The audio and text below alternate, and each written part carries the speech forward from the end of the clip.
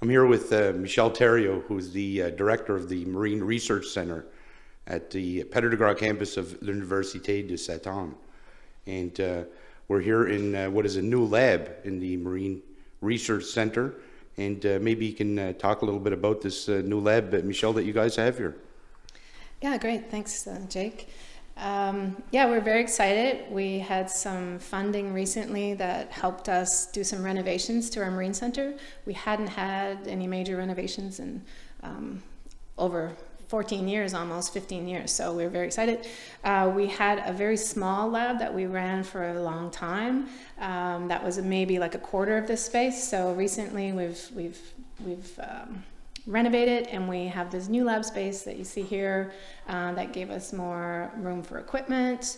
It gave us better access to water and all that kind of stuff for doing testing, better space to work in, climate controlled, nice lighting.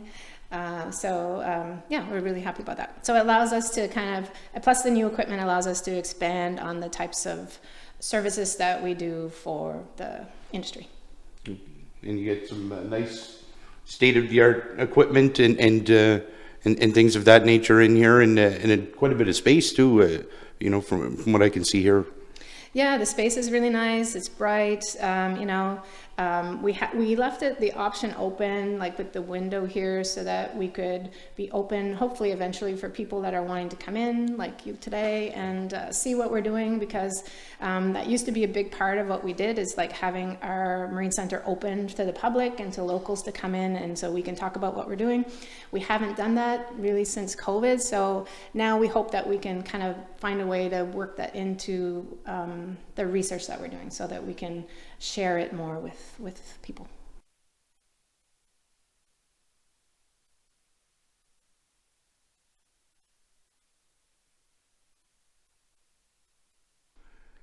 I'm here with Victoria Tobin, who's a marine biologist here at the Marine Research Center in Petit de Grat. Victoria, maybe you can tell us what you're doing right now.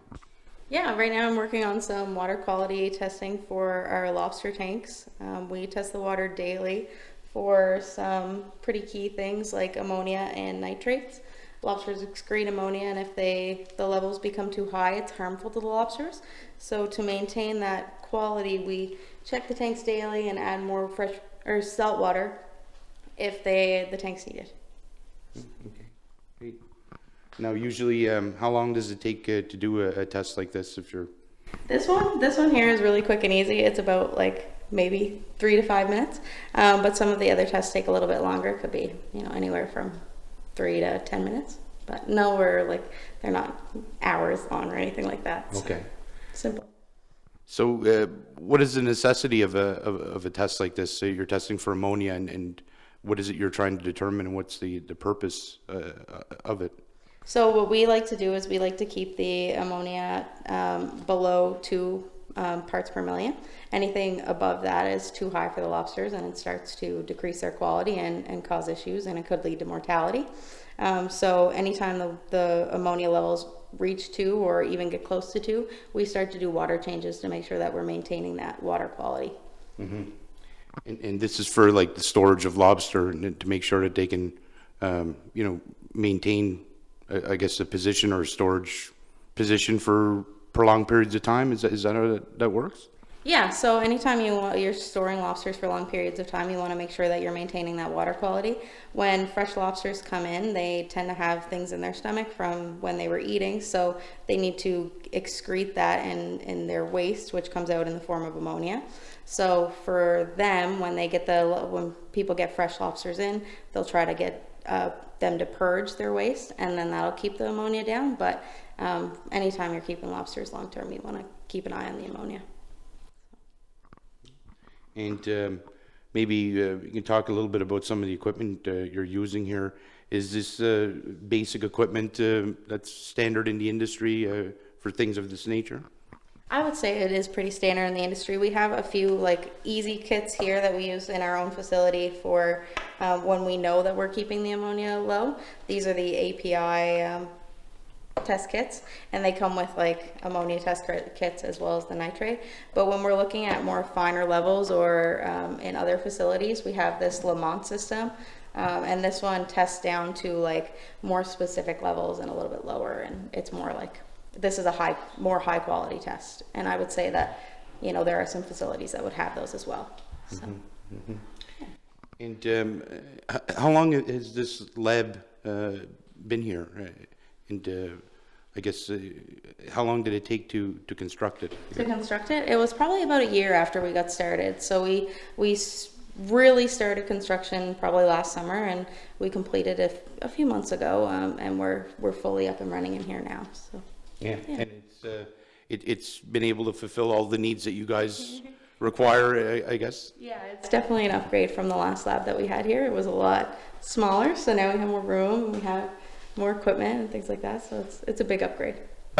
We're here in, I guess, what could be described as the wet lab portion of the Marine Research Center, Michelle? Yes, we have when you first walk in, our reception area and a dry lab, and this is more our working area where we would do our research projects, hold any live animals that we have, and do that type of work. So I can just walk maybe through a bit of what we have. It looks a bit, at first glance, a bit like disorganized, but we purposely kind of have this space so we can move projects around, because we are always really doing new projects depending on what the requests are or the need is really with the lobster industry or the aquaculture industry. So we're not really stuck with one particular type of system. We can move things around, hold different types of animals depending on what the projects are that we're working on. So like to our right here, there's just, for example, 3 small mini systems that we can use to hold any type of shellfish in, and so we've done projects with mussels in the past, mostly with lobster, some with live snow crab, some with live shrimp also. So at the moment right now, all we have are adult lobster in our holding tanks, so that's the most of what we're focusing on right now.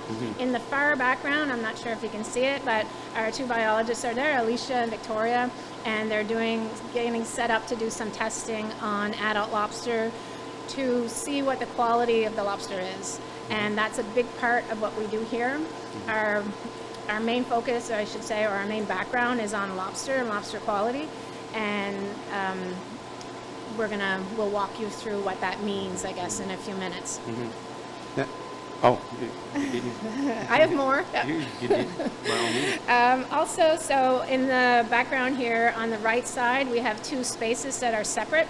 And one of them is set up right now as a pilot scale or a pilot version of a hatchery for sugar kelp. And we had that operational last fall for the first time. And so that's kind of exciting for us to have a really small scale hatchery available for aquaculture companies that want to add sugar kelp to their existing lease. And we can show you that after. Okay. To the left side is our holding system. So in the back you see these blue tanks. Those are just tanks that have seawater in them, and they have the refrigeration gear and the equipment for filtering the water to make sure, like Victoria was talking about, that the ammonia is being removed and that there's enough oxygen in the water for the lobster. So we use those tanks to hold lobster or any other shellfish while we're doing projects with them. Now, you mentioned earlier that because it's lobster season, you guys are pretty busy right now dealing with that. Yeah, it's a busy time for everyone, maybe for other people more so than for us, but we do, when the season is on right now, we are working with some harvesters in an area in Nova Scotia where Alicia and Victoria are going out weekly and helping them maintain the quality in their live wells on their vessels, and seeing what the impact of having poor water quality would be on the quality of the lobster later on. So we're checking the quality of the live wells with some new equipment for oxygen, and then following those lobsters long term to see how the results are in terms of survival and just general quality.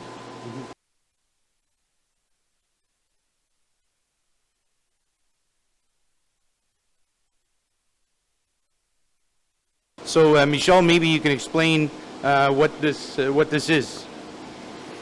Okay, right in front of us here is a tank that we use for storing live lobster. So for different research projects, in general, any tank. If you want to keep lobster alive, there's a few basic things that you need, and it doesn't matter if you have a tank like this one that holds, 300 pounds, or if you have a facility the size of what we have here locally that holds 1,000,000 pounds. There's the same basic criteria. So we have water, cool, clean water flowing all the time with lots of oxygen. We test it to make sure that the water quality is good, and we have the right type of storage system for lobster. And so here in front of us, we have like 2 examples of different ways to store lobster. But if you want to hold lobster for a long period of time, it's important to separate them, actually. So lobsters are aggressive and they're territorial. So when you hold them all together, like what you see, lobster crates, are used very commonly. And they're great for short-term storage. But if you want to do long-term, like what a lot of our industry does here in Nova Scotia, you have to put them in something divided. And this is just one example of a divided type of cage, but you can use divided trays, you can use tubes, and there's a bunch of different options. And it makes a big difference on the quality of that lobster long term. When you hold lobsters together in a crate for a long period of time, they actually have a higher level of stress. And we're learning that stress is a very important part. It can have a big impact on the quality of that lobster. So if you can minimize the stress, then you have much, much better results with your lobster long term. So this is what we're doing here, giving them their own little compartment, reducing the stress. We put them in a tank of water that's really cold, and when you cool the water temperature down, you cool the lobster's body temperature. So you put them into like a bit of a dormant state or a hibernation state. So they slow down. Their heart rate slows down quite a bit. They don't breathe as much, so they don't need as much oxygen, and they don't actually produce as much ammonia as what a lobster at a higher temperature would. So for lobster, everything is better, nice, cool, stress-free water. So that's what we're doing here. So we have lobsters in 2 different types of systems. The testing that we do here is we try to see the impact of different handling practices on lobster quality. So if a lobster is held at a higher, like 10 degrees Celsius versus at 2 degrees Celsius, what's the impact of that long term? If you handle it as a certain way, that's not quite as good as another way, what's the impact of that long term? Like for example, if you're tossing lobster instead of placing them gently into a crate, what's the impact of that long term? So Alicia and Victoria can demonstrate that, I guess, a bit, what we mean by the tests that we do, but it's basically we have a series of like tests on the lobster body that we can do. So the first in general would be tests for quality, so you can see where that lobster is when it's pulled from the water. Where is that lobster in its life cycle? What's it kind of thinking about at the time when you pull it out? Is it thinking about molting, like shedding its shell? Is it preparing for that?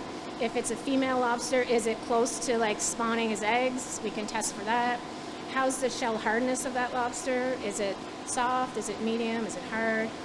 And then the main test that people use to judge quality is a blood test for the protein in the blood, or we call it the Brits test. And that can kind of tell you how much meat is in that lobster's body, how likely they are to survive in storage or to survive the different stresses that we put them through. So there's those tests, and on top of that, we actually do a blood test for stress. So there's different ways to actually test if lobsters are stressed. I wasn't kidding when I was saying lobsters have stress. So we can test for like lactic acid in the blood. We can test for glucose in the blood or ammonia in the blood and different things that can be indicators of whether like this lobster might be more stressed than that one. So. And again, the aim is to make sure that they can be stored and can be shipped on longer trips and can survive and stay fresh. Yeah, exactly. I mean, Nova Scotia is known around the world for producing the best quality seafood in the world. and so especially lobster. So the goal of all of this is just to make sure that, you know, we are doing everything possible that we can to make sure that the quality of the lobster that we have stays at, I guess to make sure that we're maintaining that quality throughout the whole supply chain. And we do put lobsters through many, many steps in our supply chain. And so it is important to make sure that they're handled well at every step and that we're not exposing them to water quality that might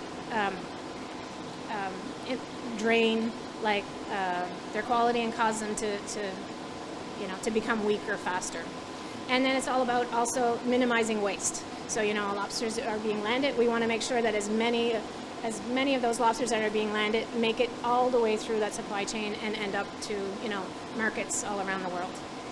So I'm here with Alicia David, and Alicia is a marine biologist here at the Marine Research Center, and Alicia is going to do some testing on a lobster here and going to walk me through this process.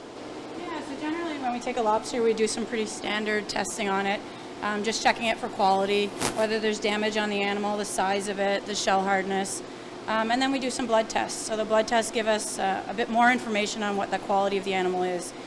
So I'll actually do what's called a Brix test here, so we want to know what the protein level is of these animals. Simple test. So you can see that the animal's blood is actually clear. Okay. And then we just use a refractometer to get a readout on it. And that number can actually be converted to a protein level. So with that protein level, we can have an idea of whether the quality is good or not so good.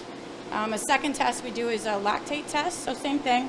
With our blood sample, we can put a little bit of blood on the end of the strip, and it can tell us the stress of that animal. So lactate's produced in an animal's blood if it's exposed to air. It'll build up. If that temperature of the air is higher, it'll build up faster. So it'll give us an idea of whether or not that animal is more stressed or less stressed. And again, we do that throughout the supply chain. So on the boats, we've done tests when they're in their live wells. If there's not enough oxygen in those live wells, you'll see those numbers climb. If they've been exposed to air for too long, again, we'll see high levels of lactate. And then generally when the animal goes back into water, those levels should come back down in the animal. Another test that we actually do, so those are the two main blood samples that we take, is a pleopod test. So when you flip a lobster on the bottom, you see a bunch of pleopods under its tail. When an animal is ready to molt, the first place we can actually detect that is on the pleopod. So what I'll do is I'll take a clipping of the pleopod and put it under a microscope. And then you can actually tell based on a line that generally starts to happen to pull away whether or not that animal is going to molt or not, which is really important when you're storing, because an animal that's ready to molt will never store well. It'll actually usually die in the process of trying to molt in storage.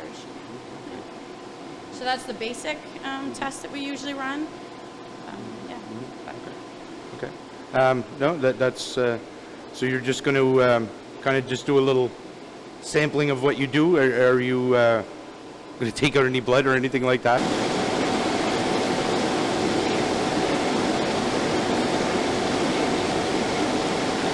Yeah, so I took out some blood here and I put it on the refractometer.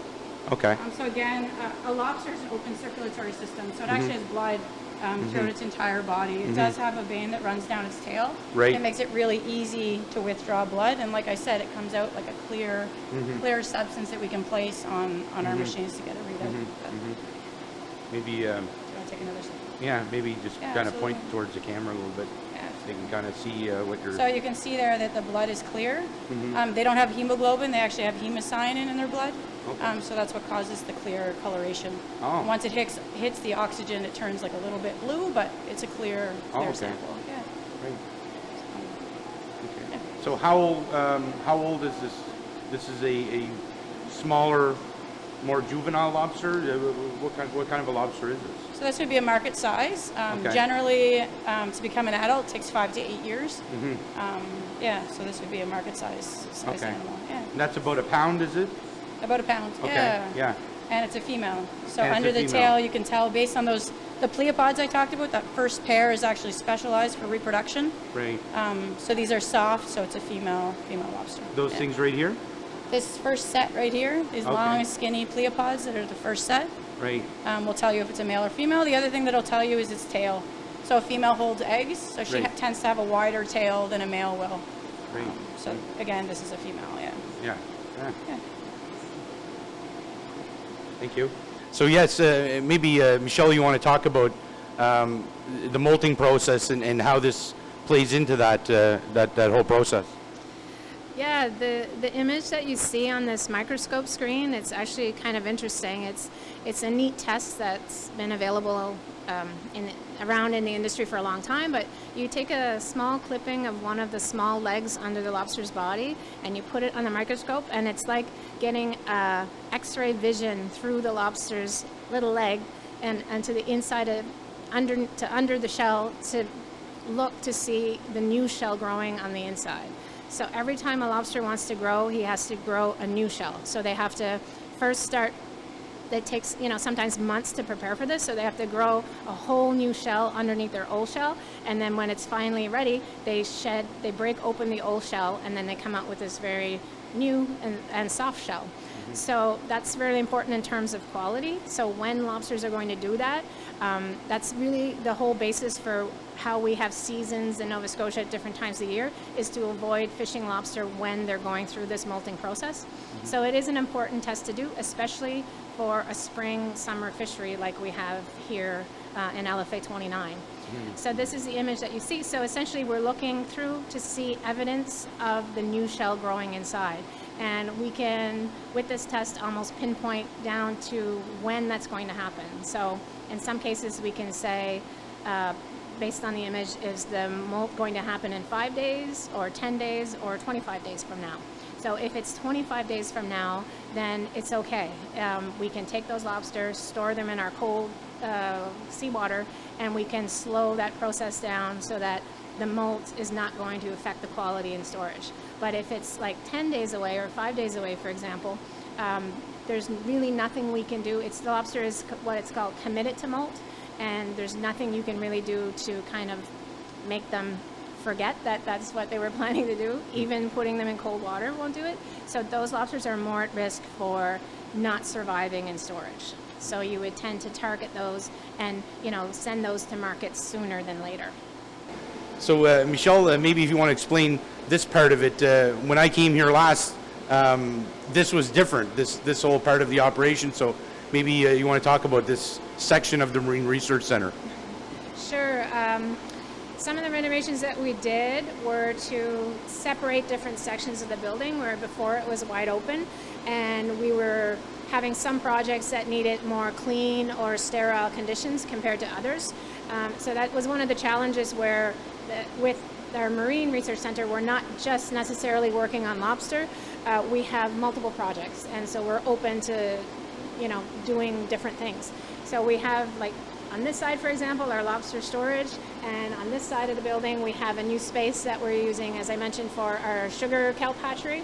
And a hatchery of any type requires like clean, pristine conditions. So we wanted to try and close off some of the other space to make a bit more controlled conditions, so that we weren't introducing something that wasn't supposed to be in the kelp hatchery that could cause problems with the kelp. So that's kind of what we tried to do with closing off the back of the building, because we have another project that we run mostly also in the fall, and that's for the collection of wild sea scallop spat. And we're actually the only place in Nova Scotia right now that provides that service to the aquaculture industry. So it's pretty unique for us, and it's an important part of what we do here. And what that involves is a lot of dirt, mud, and essentially it's kind of a dirtier process, but like anything involving aquaculture on the water tends to be. So there was that challenge with our lab work versus our field type aquaculture work. So so it helps having the two spaces. Essentially, we don't have any scallops right now that we can show you. I can just talk a bit, I guess, about the process, but sea scallop spat is out in the ocean, almost anywhere, but we have a certain location that we kind of like, we catch them. So we put bags of mesh out in the water, and the the scallop when they're larvae are swimming around, and they swim into the bag and they settle there because it's good conditions, and then they grow and they can't get out. So we go back after 8 months or 10 months time, and we pull the bags out of the water, and we take the small spat out, and we sort them, and we separate them, and we store them, and then we sell them to aquaculture companies that want to grow scallops, sea scallops on their site for different markets. So it's a neat little operation, but it is there is a lot of work involved to it, and it's time consuming, and we do have somebody here on staff that kind of manages that project for us. So Alicia, this shed here is part of the new renovations that took place at the Marine Research Center. So maybe you can walk us through this pump operation that you have here. Yeah, absolutely. So before the renovations, we actually had a really hard time getting salt water into our facility. Even though we're right next to it, we're in an area that's really shallow. So it was really difficult to keep a pipeline, and we tried multiple times, and the wave action always destroyed it. So as part of our renovations, we put in a crock system. So we actually dug a crock so that the water would fill from the bottom of the crock into the crock and then pump from that crock to our facility. So we have a pipeline that runs from the ocean underground to this shed. And once it arrives here, we have pumps here that'll actually pump it into sand filters. So we're actually getting a filtration system here as well. And then from here, we have a pipeline that runs out to our main facility, where really it supplies way more water than we could ever really need. So yeah, it's perfect. That's good. And it, obviously it goes without saying that it's important to filter sand out of the water, or else you're just not going to.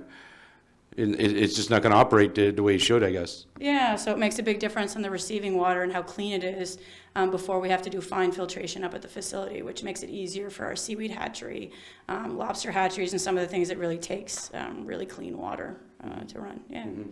And you need clean water, and you need a constant supply of water as well, or it's going to be impossible to be able to store the lobster and do the things that you need to do. Absolutely. And the other thing that we did is we made it automated. So we're a very small staff here.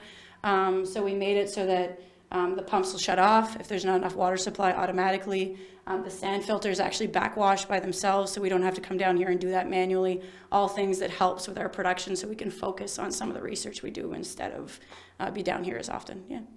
And another thing too, I noticed when we came in how heavily insulated this is, and it also goes without saying that you need this building to maintain a temperature, or else the pumps just aren't going to work. The lines will freeze and stuff like that. Absolutely. So we had to heat the building, which is also part of our renovations, to ensure that the space stayed warm enough. And we actually added, there's a special system on here so that those pumps will shut down. So if the water isn't able to be supplied, or if something did happen to the pumping, it wouldn't destroy the pumps themselves too. But yeah.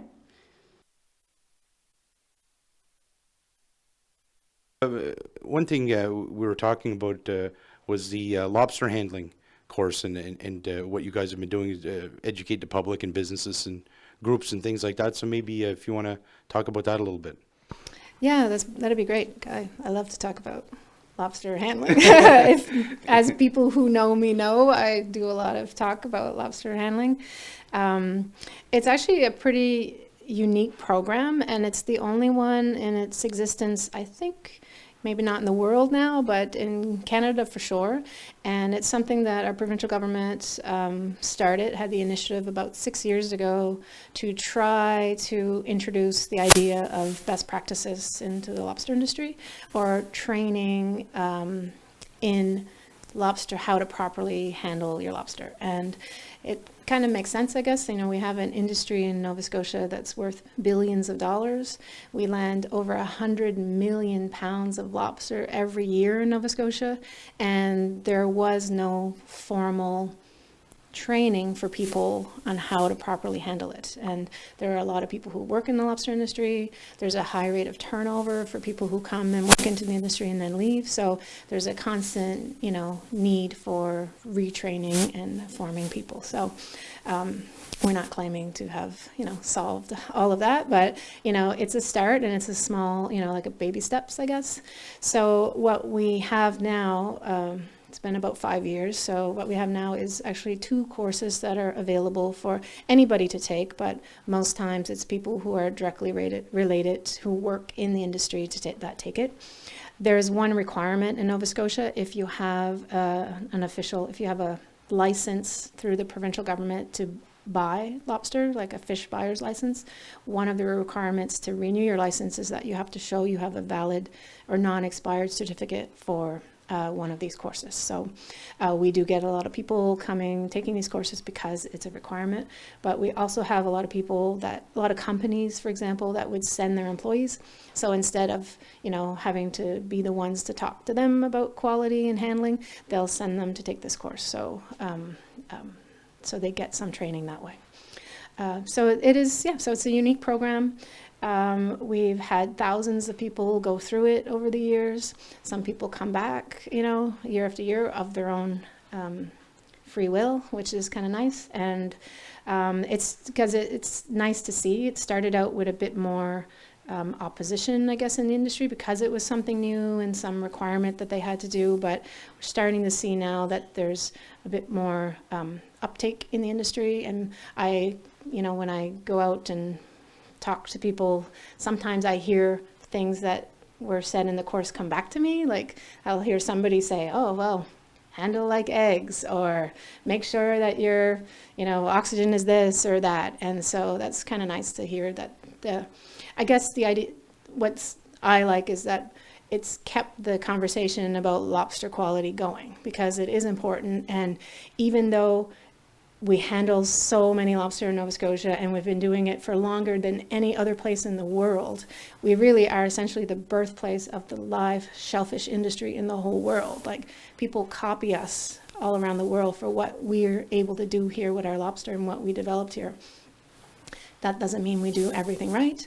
And so it is still important that, we talk about quality all the time and to remind people that work in it all the time that, that lobster is a live animal and they're tough in some ways and hardy and resilient in some ways, but there are things that we do to them that can impact quality and cause them to become weak and cause them to die. So it's just something that I feel is an important conversation to keep having. Like, for example, at the start of every lobster season, so for here, at the start of the spring, it's important to remind people, okay, wait a minute, before you're handling thousands of lobsters every day, just step back a bit and remember that they're a live animal. They need to make sure, that we don't damage the shell. So when you're handling it, take proper care to move them the right way so that you don't crack that shell because you compromise that quality instantly when you damage the shell. And then when you put them, wherever you put them, make sure that, the basic thing is that they can keep breathing.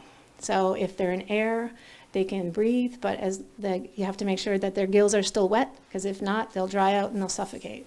If they're in water, you have to make sure that water has enough oxygen, because if it doesn't, they'll suffocate in your tank of water, the same as they would in air. So, protect the shell and keep them breathing wherever they are. And that's the 2 basic things. But, it's easier said than done when you put it into practice, because our lobster industry is, when the season starts, it's almost a bit of like chaos, and it's easy to forget about the proper handling when you're faced with so many lobster in such a short period of time. So I guess that's a big part of what I'm doing now, is just talking to people and getting out there and giving these courses in person, also giving them online to try and remind people about the basics of lobster biology, try and make it interesting for them, trying to make it, fun would be a stretch maybe, but trying to at least make it so that they leave, feeling like they've not wasted their time and they've maybe, learned something. But it's important because establishing standards and raising the quality can increase the value of the overall fishery if there are these standards and protocols in place that show that it's a quality product that's coming out.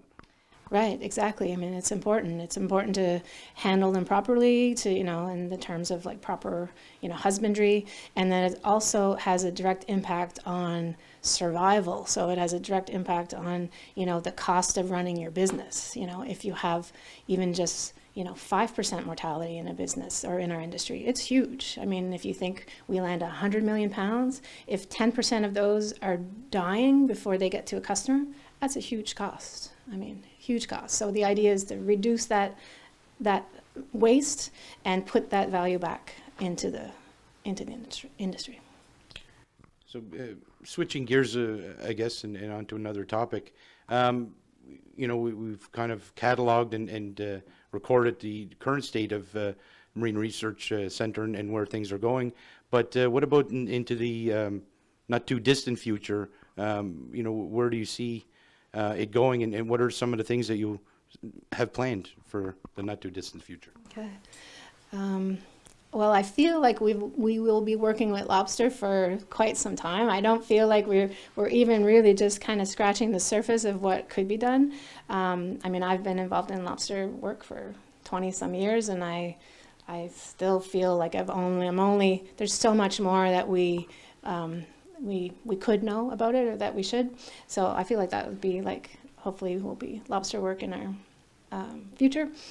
One of the other projects here, I guess, that we're trying to look into is like I mentioned, before, about trying to make our center more open for the public and for locals, and so adding maybe like a tourism component somehow. So now that we have our space somewhat renovated, we're kind of looking into that. So how could we develop maybe a product here, like, experiential tourism type thing, where we could bring people in and show them, whether it's the whole life cycle of the lobster and the whole process, or something with some other species, and something interactive where they can, maybe themselves test the quality of the lobster, or take a blood sample of a lobster and, make that, do that kind of thing themselves. So that's one thing that we would really like to kind of try and add on to what we do. So, because it is important that people know what we're doing, and we tend to kind of keep that a bit to ourselves. So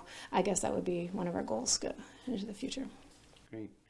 I think that's everything for me. I really appreciate you showing us around your facility and talking to us today, and telling our viewers what you're working on and some of your plans. Thank you very much, Michelle. Great, thanks. It was our pleasure. Yeah.